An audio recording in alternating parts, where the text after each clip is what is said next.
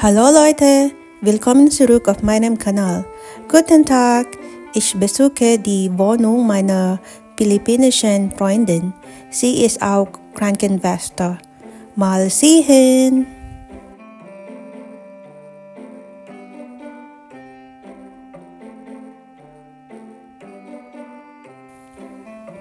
Ayan, pasok na po tayo sa kanyang apartment. Nung first time ko pong pumunta sa bahay niya last year, 12 months ago, ay Lear. As in Lear po ang kanyang apartment. But may mga iniwan pong gamit yung dating tenant, so binili na lang po niya. Ayan, pasok po tayo sa kanyang kusina. Ayan po, example po yung ayang lababo, lutuan. Galing na po yan sa dating tenant. Binayaran na lang po niya. And ito ring malaking ref. Ayan po, napakataas na ref. Hindi na po siya bumili ng bago. Binili na lang po niya yung dating ref ng tenant. Ayan po. And then, ito po ang kanyang living area. Ayan po. So, ang ganda ng wallpaper. So, wala pang gamit. Kasi kakalipat lang po ng kaibigan ko. So, kailangan pa niyang bumili ng mga gamit. And then, ito po ang kanyang balcony. Ayan, labas po tayo. Buksan po natin ang pinto.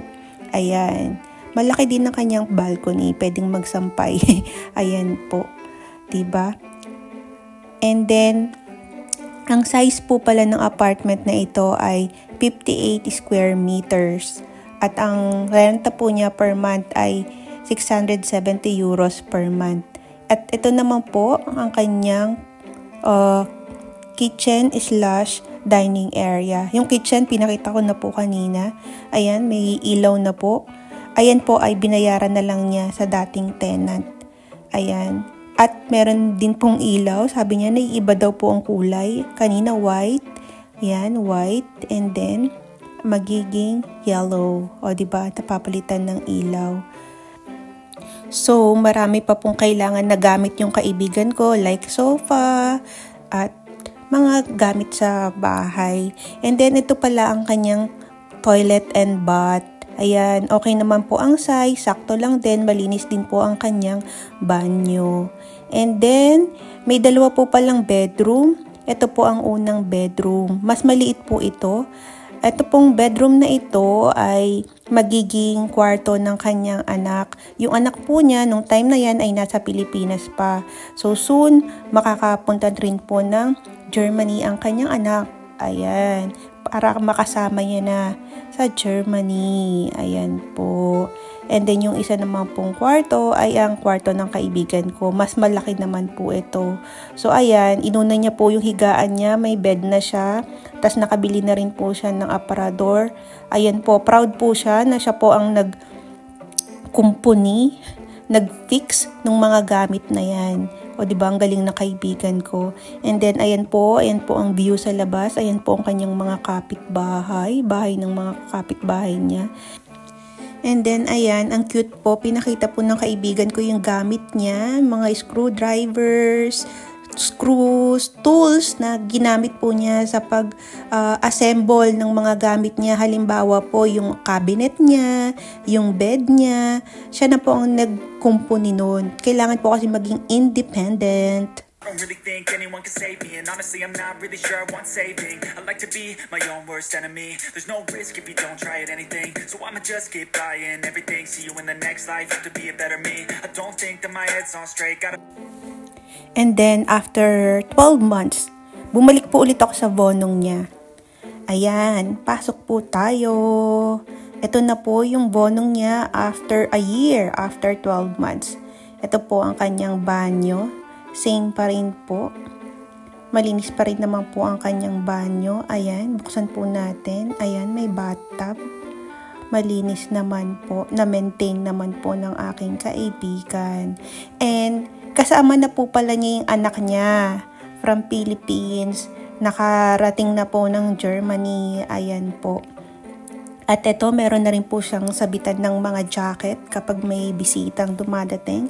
Meron na rin po siyang cabinet dito. Lalagyanan niya ng mga gamit at ang dami po niyang stuffed toys, mga yellow.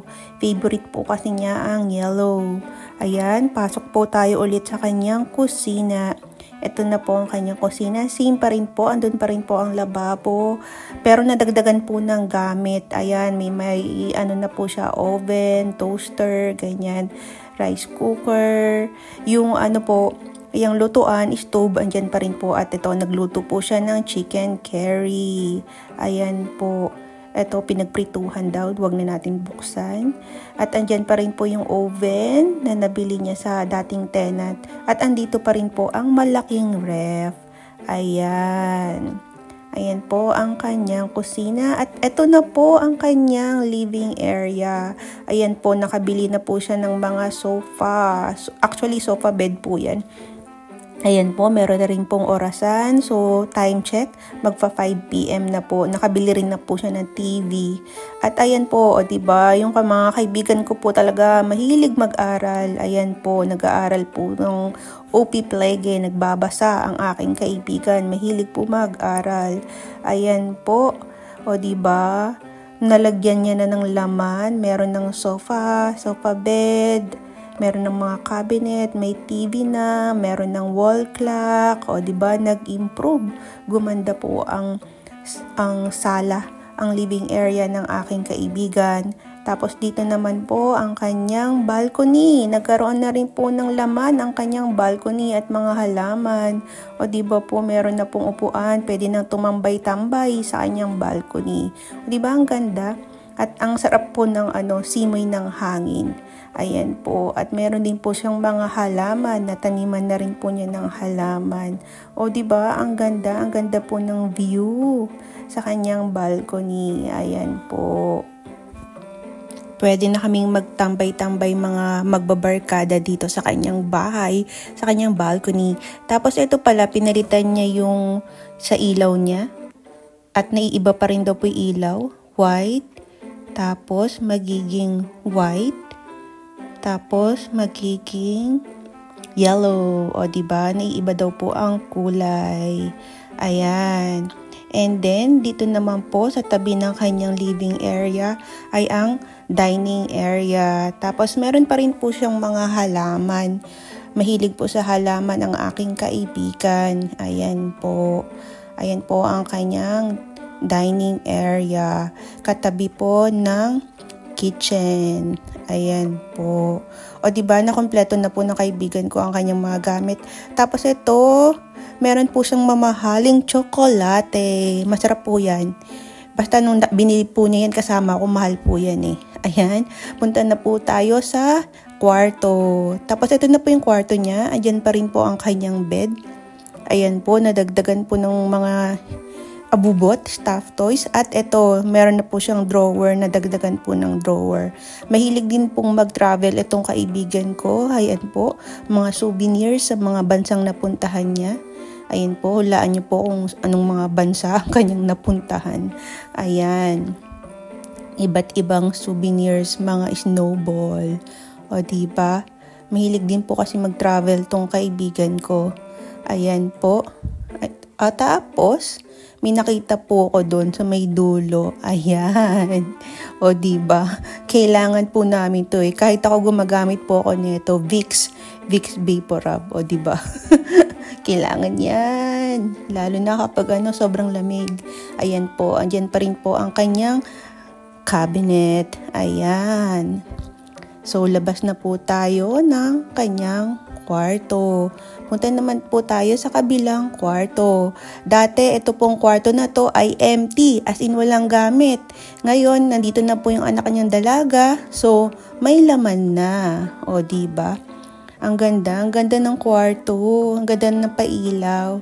O, diba? Purple. Ayan. Kikay din tong anak niya eh. Tapos, mahilig sa K-pop. Ang ganda rin ng upuan, oh. Diba? May study table. Ayan. Tapos ito yung nagpapailaw. Ayan. Meron po siyang dito. N-hypen. K-pop po to eh. Followers ng mga K-pop. Ayan. So, labas na po tayo. At nagpapasalamat po ako sa kaibigan ko po, si Nurse Jessie from Quezon City. Thank you, Jessie. Ayan po. Thanks for watching. Tschüss!